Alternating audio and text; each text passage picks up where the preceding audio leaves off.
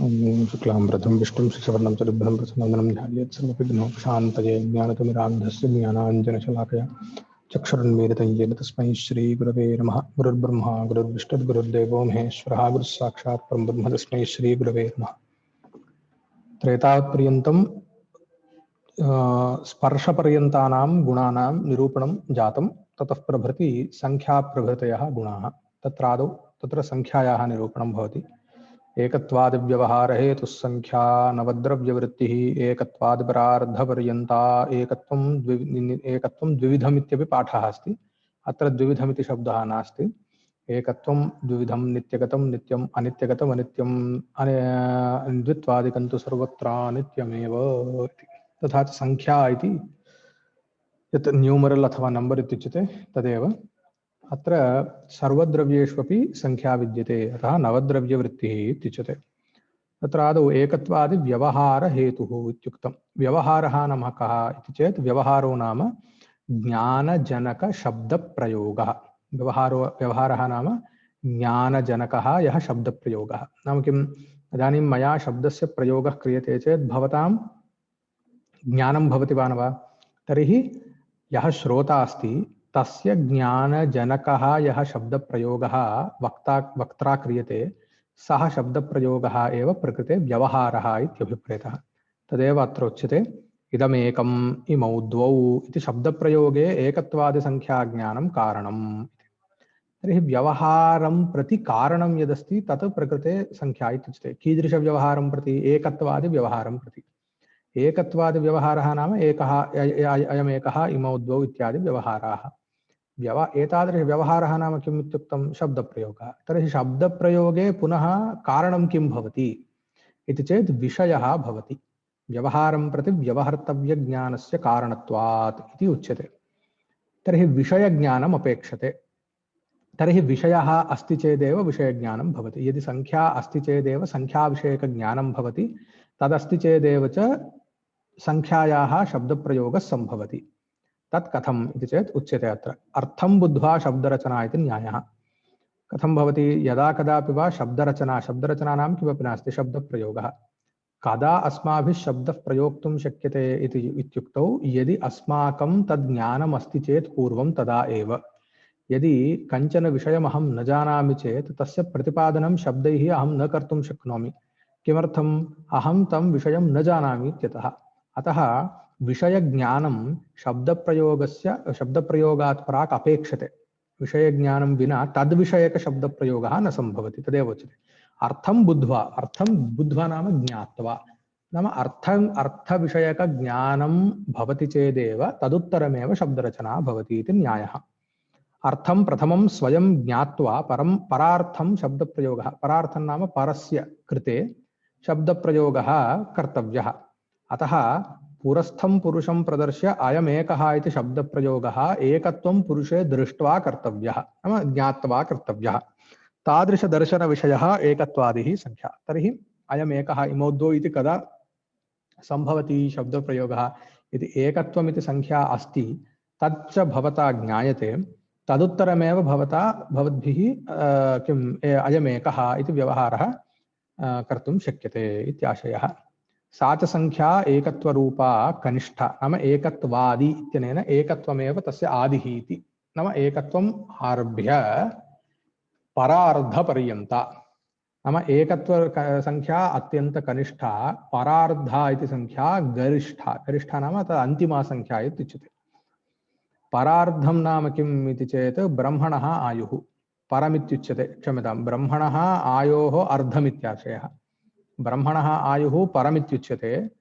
तर्हि परम् इति कथम् इति चेत् तस्य इदानीं गणना उच्यते। कथं पुराणादि प्रसिद्ध शास्त्रप्रसिद्धगणना इयम्। देवमानेन तत् शतवर्षाणि भवन्ति। नाम देवानां नाम देवतानां शतवर्षाणि ब्रह्मणः आयुः इति उच्यते। तच्च प्रथमद्वितीयभेदेन द्वेधा विभज्यते। नाम प्रथमपरं द्वितीयपरं। द्वितीयपरार्धः सृष्टिकालः, स च मानुषप्रमाणेन कति कोटिवर्षाणि भवन्ति? किं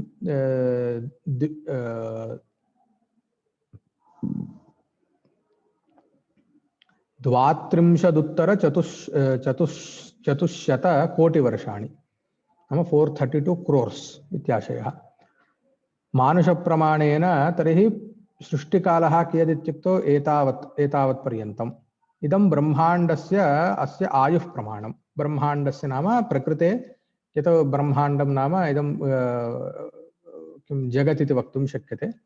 ततः अवान्तरप्रलयः इति वैशेषिकप्रक्रिया नाम एतावद् वर्ष उत्तरम् अवान्तरप्रलयः इति भवति। अवान्तरप्रलयः महाप्रलयः इति द्वेधा प्रलयः शास्त्रेण निरूप्यते। इदम् अहोरात्रं दिनमेकं भवति। एवं 5 वर्षपरिमितम् आयुः परार्धसङ्ख्याभिधेयम्। तर्हि अन्ततो गत्वा इदं ज्ञातव्यं यत् परार्धः इति परार्धमिति गरिष्ठसङ्ख्या इति। तस्य पूर्वं तस्य एतावत् पर्यन्तं विशिष्य तस्य निरूपणम् अत्र कृतमस्ति। कथं परार्धम् इति संख्या लभ्यते इति। सा च संख्या एकत्वरूपा। इदानीं सा च एकत्वं च किन्तु अन्याः याः संख्याः नाम द्वित्वादिसंख्याः तावत् सर्वदा अनित्याः एव भवन्ति। एकत्वसंख्या तावत् द्विधा नाम नित्यापि भवति अनित्यापि भवति। किमर्थं? यदा यत्किञ्चित् अस्ति अथवा उत्पद्यते। यत् नित्यमस्ति नित्यं तद् अस्ति इति वक्तुं शक्यते। यत् अनित्यं तद् उत्पद्यते। यत्र क्वापि वा भवतु तत्र एकत्वम् इति संख्या तत्र स्वाभाविकी नाम स्वभावसिद्धा डिफॉल्ट इति वक्तुं शक्यते। तर्हि तत्र पुनः एकत्वेनैव सह तत् भवति, द्वित्वेन सह इति तथा नास्ति। तर्हि किं जातं? तत् सर्वत्र विद्यते, किन्तु एकत्वं यदि अनित्ये विद्यते चेत् तदेकत्वम् अनित्यं। यदि नित्ये परमाणुवादिषु अथवा आकाशे वा आत्मनि वा विद्यते चेत् एकत्वं तच्च नित्यं भवति। किमर्थं? संख्याश्रयस्य द्रव्यस्य नित्यत्वात्। तदेव उच्यते सा च संख्या एकत्वरूपा नित्य परमाणुवाकाशादिनिष्ठा नित्या। नाम परमाणुवादि आकाशादिनिष्ठा तावत् नित्या। किमर्थं? तेषां नित्यत्वात्, आश्रयाणां नित्यत्वात्। अनित्य घटादिगता तु अनित्या, घटादिगता तु अनित्या एव। द्वित्वादिकं तु सर्वत्र अनित्यमेव। किमर्थं द्वित्वादिकं सर्वत्र अनित्यम् इति चेत् उच्यते तद्धि सर्वत्र अपेक्षा बुद्धिजन्यं। तत् नाम द्वित्वादिसंख्या याः काचित् प्रक्रिया भवति। नाम द्वित्वं कदा ज्ञायते इति चेत् तत्र काचित् प्रक्रिया भवति, कदा उत्पद्यते। आदौ अपेक्षा बुद्धिः इति उच्यते। अपेक्षा बुद्धिर्नाम का इत्युक्तौ इदमेकम् इदञ्च एकम् इति यत् अस्माभिर्गणना क्रियते खलु, सा बुद्धिरपेक्षा बुद्धिः। अयमेकः अयमेकः इति ज्ञानम् अपेक्षा बुद्धिः। अनया बुद्ध्या द्वित्वं घटे उत्पद्यते। तस्य आशयः कः? तर्हि अस्माभिस्तत्र गणनां विना द्वित्वादिसंख्यानां निश्चयः अस्माभिः नैव शक्यते। तर्हि तत्र अपेक्षा बुद्धिरिति आदौ अपेक्षते। अतः अपेक्षा बुद्धिं विना इदानीं नित्यपदार्थेष्वपि वा भवतु, इदानीम् आकाशात्मानौ द्वे द्रव्ये इति वक्तव्यं चेत् तत्र आकाशः इति द्रव्यम् एकं द्रव्यम्, आत्मा इत्यपरं द्रव्यम् इति गणनया एव। किन्तु अस्माभिर्गणना क्रियते वा न वा इत्युक्तौ अल्पसंख्यासु गणनां विनैव अस्माभिः क्रियते। किन्तु तत्रापि गणना स्वतः नाम सिद्धवत्कृत्यैव अस्माभिरुच्यते द्वित्वसंख्या अस्ति इति तत्र। तथा च किं जातम् इति चेत् तत्र सर्वत्र अपेक्षा बुद्धिरपेक्षते इत्यागतम्। अनया बुद्ध्या द्वित्वं घटे उत्पद्यते। तर्हि द्वित्वस्य उत्पत्तिः घटे वा भवतु नाम अनित्ये वा भवतु नित्ये वा भवतु, अपेक्षा बुद्धिं विना द्वित्वादीनाम् उत्पत्तिरेव न सम्भवति। तर्हि किं जातं? तत् केनचित् ज्ञानेन उत्पद्यते चेत् तर्हि जन्यं चेत् तद् अनित्यमेव भवति। यदुत्पद्यते तस्य नाशः अस्ति खलु इति कृत्वा ततश्च इमौ द्वौ घटौ इति ज्ञानं जायते। एवमेव त्रित्वादिकम् इत्थं नित्येष्वपि द्वित्वादिसंख्या अपेक्षा बुद्ध्या एव उत्पद्यते। अतः सा सर्वत्र अनित्या। एकत्वं तु तथा नास्ति। यावत्पर्यन्तम् आश्रयानुरोधि नाम आश्रयस्य नित्यत्वे नित्यत्वम्, आश्रयस्य अनित्यत्वे अनित्यत्वमेव इति। संख्या च गुणः। गुणश्च केन सम्बन्धेन द्रव्येषु विद्यते इत्युक्तौ समवायसम्बन्धेन। तदेव उच्यते संख्या द्रव्येषु समवायसम्बन्धेन तिष्ठति, गुणेषु समवायेन नैव भवति। तर्हि गुणेषु संख्या अस्ति वा? नास्ति। किमर्थं? संख्या गुणः गुणश्च द्रव्ये एव भवति। गुणे गुणानङ्गीकारात् इति कश्चन न्यायः अस्ति। गुणे पुनः गुणः नाङ्गीक्रियते, गुणे गुणानङ्गीकारात्। तर्हि सप्तरूपाणि षड्रसः इत्यादि व्यवहारः कथं भवति? तर्हि अस्माभिः उक्तं खलु पूर्वमपि आगतं मधुराम्ललवणकटुकषायतिक्तभेदात् षड्विधः इति रसस्य विषये। तर्हि यदि गुणे संख्या न स्यात् तर्हि षड्रसाः अथवा सप्तरूपाणि इति संख्या तावत् गुणेषु कथं वा ज्ञायते इति चेत् तत्र परम्परया एव, परम्परया नाम तस्य अर्थः कः इत्युक्तौ सा संख्या यत्र उच्यते तत्र अयं रसः वा रूपं वा अस्ति। तर्हि रूपादिकं कुत्र अस्ति इत्युक्तौ द्रव्ये नाम पृथिव्याम् अस्ति इति चिन्तयामः। तत्रैव सप्तत्वसंख्याप्यस्ति, तथा च तदन्तर्भावेण तत्र सप्तत्वम् उच्यते। तदेव सामानाधिकरण्यम् इत्यपि अस्यैव संज्ञा भवति शास्त्रे। तथा च सप्तरूपाणि षड्रसाः इत्यादि व्यवहारस्तु द्रव्यगतां संख्यां परम्परया गुणेषु आदाय, परम्परया नाम सामानाधिकरण्यसम्बन्धेन इति उच्यते। नाम सामानाधिकरण्यं नाम एकस्मिन्नेव अधिकरणे द्वौ वस्तु यदि विद्येते तर्हि तयोर्द्वयोर्मध्ये सामानाधिकरण्यं भवति इत्याशयः। तर्हि संख्यायाः निरूपणं जातम्। अनन्तरं किमस्ति? परिमाणं, संख्या परिमाणं। मानव्यवहार असाधारणकारणं परिमाणं नवद्रव्यवृत्ति तच्चतुर्विधम् अणुमहद्दीर्घं ह्रस्वञ्चेति। मानं नाम किं? तत्र माप इति उच्यते खलु, नाम तत्र कौण्टिङ्ग्, मेजर्मेण्ट् इत्यपि वक्तुं शक्यते मानम् इत्यस्य। तर्हि अयमणुः, अयं महान्, अयं ह्रस्वः, अयं दीर्घः इत्यादि व्यवहाराः लोके दृश्यन्ते खलु। गजः महान्, पिपीलिका अणुः इत्यादि व्यवहाराः सन्ति। अयं ह्रस्वः अस्ति, अयं दीर्घः अस्ति इत्यादि व्यवहाराः सन्ति। इमे व्यवहाराः द्रव्यगतान् गुणान् आलम्ब्य प्रवर्तन्ते।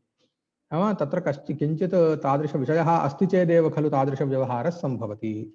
सा कः विषयः इत्युक्तौ परिमाणं। ते गुणाः परिमाणानि इत्युच्यन्ते। अणुत्वं, महत्त्वं, दीर्घत्वं, ह्रस्वत्वं चेति चतुर्विधपरिमाणानि वैशेषिकैः परिगणितानि। वृत्तिकारः पदार्थः कश्चन अणुर्भवति, कश्चन महान्। अणौ अणुत्वपरिमाणं तत्र अणुत्वत्वं जातिः, महदिति महत्त्वं परिमाणं तत्र महत्त्वत्वं जातिः। अणुत्वत्वं परमाणुपरिमाणे द्व्यणुकपरिमाणे चास्ति। तर्हि किमुच्यते इत्युक्तौ यद्यपि अणुमहद्दीर्घं ह्रस्वं चेति इति मूले अणुपरिमाणम् इति भवति, तथापि अणुत्वम् इति तत् वक्तव्यम्। किमर्थम् इत्युक्तौ अणु किं भवति? अणुत्वपरमपरिमाणविशिष्टम् अणु भवति, ह्रस्वत्वपरिमाणविशिष्टं ह्रस्वः भवति। एवं रूपेण तर्हि परिमाणं किम् इति पृष्टे अस्माभिः कथं वक्तव्यम्? अणुत्वं, महत्त्वं, दीर्घत्वं, ह्रस्वत्वम् इति वक्तव्यम्। तर्हि इदं परिमाणं चेत् तर्हि तत्रापि पुनः जातिर्भवेत्। जातिर्नाम किं? घटेषु घटत्वं यथा महत्त्वे परिमाणे महत्त्वत्वं जातिः, अणुत्वे परिमाणे अणुत्वत्वं जातिः इत्येवं रूपेण तत्र तत्र जातेः विवेकः क्रियते। इदानीम् अणुत्वं कुत्र अस्ति, अणुत्वपरिमाणं कुत्र अस्ति इति चेत् परमाणुपरिमाणे अस्ति, द्व्यणुकपरिमाणे द्व्यणुकेऽपि च अस्ति। अणुत्वत्वं नाम द्व्यणुके विद्यमानं परिमाणं, परमाणु च विद्यमानं परिमाणम् अणुत्वम् इति उच्यते। किन्तु परमाणु परम अणुत्वम् इति तत्रैव नाम्नि एव सर्वं विद्यते। परमत्वम् इति नाम उत्कृष्टम् अणुत्वम्। उत्कृष्टम् अणुत्वं नाम किम्? अत्यन्तं सूक्ष्मम् इत्यर्थः। तत्परिमाणं पारिमाण्डल्यम् इत्युच्यते। अणुपरिमाणस्य अन्या संज्ञा अस्ति पारिमाण्डल्यम् इति। इदम् अन्यत्र आगच्छति। पारिमाण्डल्यभिन्नानां कारणत्वम् उदाहृतम् इत्यादि अन्यत्र आगच्छति, तदिदानीं नापेक्षते। एवम् इदम् अणु खलु, अणुविषये उक्तमस्ति। अणुत्वपरिमाणविषये परममहत्त्वम् इति किञ्चित् परिमाणमस्ति। परममहत्त्वं यथा परम अणुत्वं तद्वत् परममहत्त्वं। महत्परिमाणं नाम किञ्चित् बृहत् स्थूलमित्याशयः। परममहत्त्वं नाम किं? यदपेक्षया महत्त्वपरिमाणं न सम्भवति तत् परममहत्त्वम् इति उच्यते। तर्हि परममहत्त्वं तत् कुत्र विद्यते? सर्वत्र विद्यमाने, सर्वत्र व्यापृतानि यानि द्रव्याणि तेषु परममहत्त्वपरिमाणं विद्यते। कानि तानि इत्युक्तौ आकाशः अस्ति, आकाशः सर्वत्र व्यापृतः, आत्मा सर्वत्र व्यापृतः। एवं रूपेण एतेषु विद्यमानं परिमाणं परममहत्त्वपरिमाणम् इति उच्यते। एवं परममहत्त्वं गगनादिचतुष्टये विद्यते। तदेव उच्यते। गगनादिचतुष्टये नाम आकाश, काल, दिक् आत्मसु चतुर्षु द्रव्येषु परमा महत्व परिमाणं विद्यते अतः गगन परिमाणं परम महत्व परिमाणम् इत्युच्यते जातम्। अनन्तरम् एवं स्तंभं वृक्षं मनुष्यं वा दृष्ट्वा अयं ह्रस्वः अयं दीर्घः इति व्यवह्रियते तत्र ह्रस्वत्वं दीर्घत्वं चेति परिमाणं भवति इति जातम्। इदं सुलभमेव, अत्र किमपि तथा विवरणं नापेक्षते। परमाणुगतम् अणुत्वं यदस्ति तत् नित्यमस्ति। किमर्थं? परमाणोः नित्यत्वात्। यथा पूर्वं संख्यापि एकत्वसंख्यापि नित्यगता चेत् नित्या अनित्यगता चेत् अनित्या इति तद्वदेव प्रकृतेपि अणुत्वपरिमाणमपि नित्येप्यस्ति अनित्येप्यस्ति। नित्ये परमाणुमस्ति, अनित्ये द्व्यणुकादोऽप्यस्ति। नित्ये विद्यमानम् अणुत्वपरिमाणं नित्यं भवति, अनित्ये द्व्यणुकादो विद्यमानम् अणुत्वम् अनित्यं भवति। द्व्यणुकगतं तु अनित्यं। त्रिणुकमारभ्य तत उत्पन्नेषु सर्वेषु महत्वपरिमाणं भवति। महत्वमिति परिमाणं त्र्यणुकमारभ्य उत्पद्यते। तर्हि आदौ परमाणुः नाम किं, द्व्यणुकं नाम किम् इति ज्ञातव्यं, त्रिणुकं नाम किम् इति। परमाणुद्वय संयोगात् यत् द्रव्यमुत्पद्यते तत् द्व्यणुकम् इत्युच्यते। त्रिभिर्द्व्यणुकैः नाम त्रयाणां द्व्यणुकानां संयोगवशात् यत् द्रव्यमुत्पद्यते तत् त्र्यणुकम् इत्युच्यते। इदानीं त्र्यणुकप्रभृति यानि द्रव्याणि सन्ति तानि अस्माकम् इन्द्रियगोचराणि भवन्ति, नाम इन्द्रियैः द्रष्टुं शक्यते।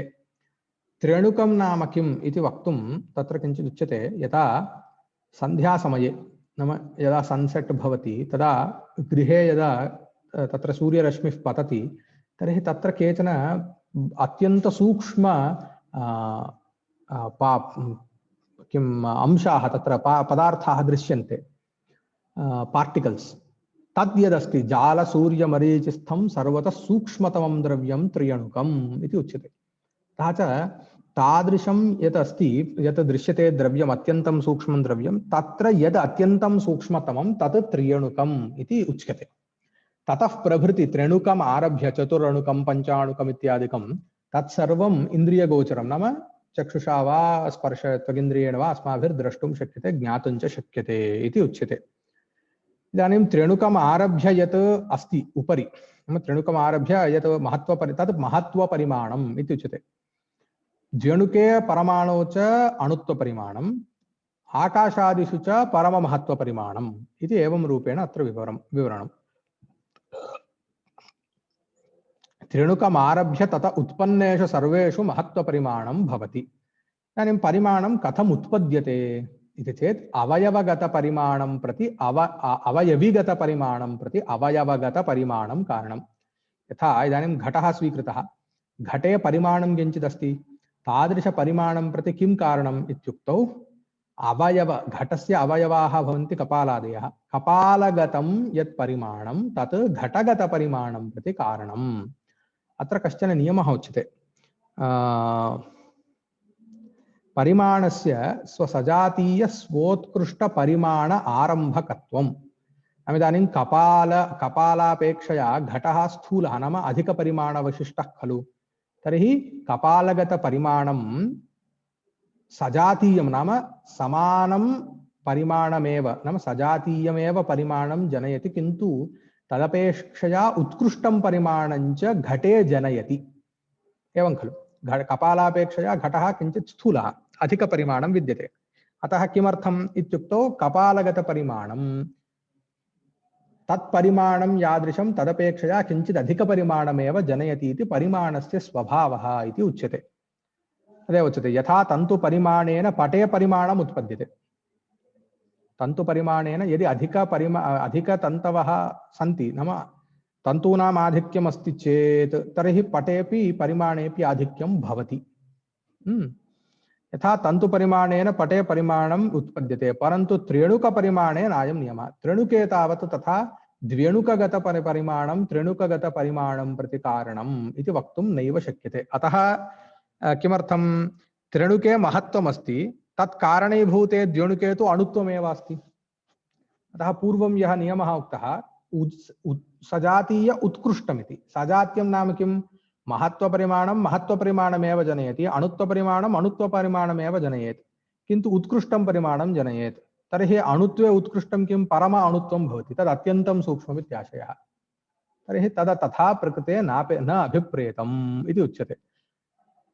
तत् कारणीभूते द्व्यणुके तु अणुत्वमस्ति, अतः तयोः एकजातीयत्वाभावात् न कार्यकारणभावात्। साजात्यं नास्ति, समानजातीयत्वं नास्ति, महत्त्वं भिन्नं परिमाणम्, इदं च भिन्नं परिमाणम्, अणुत्वं भिन्नं परिमाणम्। तर्हि त्र्यणुकमहत्त्वे किं कारणम् इति चेत् द्व्यणुकगतसङ्ख्यैव। द्व्यणुके नाम त्रिभिर्द्व्यणुकैः, तदेव उच्यते त्रिभिर्द्व्यणुकैः त्र्यणुकम् आरभ्यते, एवञ्च द्व्यणुकेषु त्रित्वसङ्ख्या अस्ति, तया त्र्यणुके महत्त्वपरिमाणं जायते। किन्तु चतुरणुकं महत्व नाम चतुर्भिः त्रिणुकैः महत्त्वम् एकं चतुरणुकं जायते, चतुर्भिः त्रिणुकैः एकं चतुरणुकं जायते। तत्र तु त्रिणुकगतमहत्त्वपरिमाणमेव चतुरणुके यत् परिमाणं भवति तत् प्रति कारणं भवति इति उच्यते। यथा तूलेषु तूलः नाम किम् इत्युक्तौ, तूलः नाम काटन्, कार्पास् इत्युच्यते खलु, तदेव। शिथिलावयवसंयोगः प्रचयः नाम किं वदामि, क्वचिच्च प्रचयेन महत्त्वम् उत्पद्यति। प्रचयः नाम कः इति चेत्, यथा तूलेषु शिथिलावयवसंयोगः प्रचयः, तत् कथं भवति, अत्यन्तं शिथिलं नाम अत्यन्तं विस्तृतं किञ्चिदिव भवति, तदेव प्रचयः इत्युच्यते। अयसि अवयवाः निबिडाः भवन्ति, तेषाम् इदं वक्तव्यं चेत् इदानीं मालिक्युलर् यत् फार्मेशन् इत्युच्यते, नाम अत्यन्तं किम् एकत्रीकृत्य अत्यन्तं समीपे आनीय स्थाप्यते चेत् तस्य मास् अधिकं, यदि किञ्चित् दूरे अस्ति सन्ति चेत् मालिक्यूल्स्, तर्हि तस्य मास् किञ्चित् न्यूनं भवति इत्येवं रूपेण उच्यते खलु। तदेव प्रकृतेपि तादृशमेव, तदेव इति न, तादृशमेव अत्रापि अभिप्रेतम्। तूले अवयवाः विरलाः, नाम तत्र विषकलिततया सन्ति, एकत्रीकृत्य सङ्घटिततया न सन्ति, अतः तोलकपरिमितात् अयसः सकाशात् तावत् परिमितिः तूलः महान् दृश्यते। नाम तस्य यद्यपि यत् वेट् अस्ति तत् किञ्चित् न्यूनमेव तूलस्य, तथापि अयसः तावत् अधिकं, किन्तु तूलस्य परिमाणं तावत् अत्यन्तम् अधिकम् इति उपपादयितुं शक्यते वेट् अपेक्षया। किमर्थम् इति चेत् तत्र इदमेव प्रचयस्य कारणत्वात्। तत्र महत्त्वं प्रचयजन्यम् इत्थञ्च महत्त्वं क्वचित् अवयवमहत्त्वादुत्पद्यते, त्र्यणुके अवयवगत संख्यया उत्पद्यते, तूलादिषु च प्रचयाख्येन संयोगेन उत्पद्यते। तथा च किं जातं, जन्याणुत्वं द्व्यणुकमात्रे अस्ति, तत्रापि परमाणुगतमणुत्वं न कारणं तत्रापि। तथा सति महदारभ्य महत्तरत्ववत् अणुजन्यस्य द्व्यणुकस्य अणुतरत्वं स्यादतः तत्र परमाणुगतः तदेव। यथा वा त्रिणुके विद्यमान महत्त्वपरिमाणं प्रति द्व्यणुकगतसंख्या कारणं, तद्वत् द्व्यणुकगतसंख्या परिमाणं प्रति परमाणुगतसंख्या कारणम् इति प्रकृते उच्यते। एवञ्च द्व्यणुके त्रिणुके च संख्याजन्यं परिमाणं, परमाणुः अन्त्यः अवयवः, द्वाभ्यां परमाणुभ्यां द्व्यणुकं, त्रिभिर्द्व्यणुकैश्च त्र्यणुकम् इति उत्पत्तिप्रक्रिया वैशेषिकाणाम्। अत्रैव किञ्चित् इदम् उच्यते, द्व्यणुकं त्रिणुकम् इत्यादीनां किञ्चित् चित्रनिर्माणं कृतं। तदनन्तरं किमस्ति, परमाणुः द्व्यणुकञ्च अणुत्वात् अप्रत्यक्षं, त्र्यणुकन्तु महत्त्वोपयोगात् दृश्यं भवति। तदेव यदि इन्द्रियेण कश्चन पदार्थः ज्ञेयः ग्रहीतव्यः चेत् तत्र महत्त्वपरिमाणम् अपेक्षते इति नियमः अस्ति, तदेव अत्र उच्यते। यद् अतः एव परमाणु द्व्यणुके वा अणुपरिमाणमेव अस्ति, महत्त्वपरिमाणं नास्ति इत्यतः तेषाम् इन्द्रियगोचरत्वं न सम्भवति इति। यच्च अणुत्वपरिमाणेनोपेतं तन्नित्यं यथा परमाणुः, तथा यत् परममहत्परिमाणोपेतं गगनादि तदपि नित्यम्। एतन्मध्ये विद्यमानं सर्वं मध्यमपरिमाणमेव, मध्यमपरिमाणोपेतं तत्सर्वं च अनित्यं। तथा च द्व्यणुकादि स्थूल पृथिव्यादिकं सर्वमप्यनित्यमेव, यन्मध्यमपरिमाणं तदनित्यमिति वैशेषिकप्रक्रिया। तथा च एतादृशनियमानुरोधेन अत्र परिमाणे नित्यपरिमाणं किञ्चिदस्ति, अनित्यपरिमाणमपि किञ्चिदस्ति इति अवगम्यते। तर्हि अत्रैव स्थापयामः।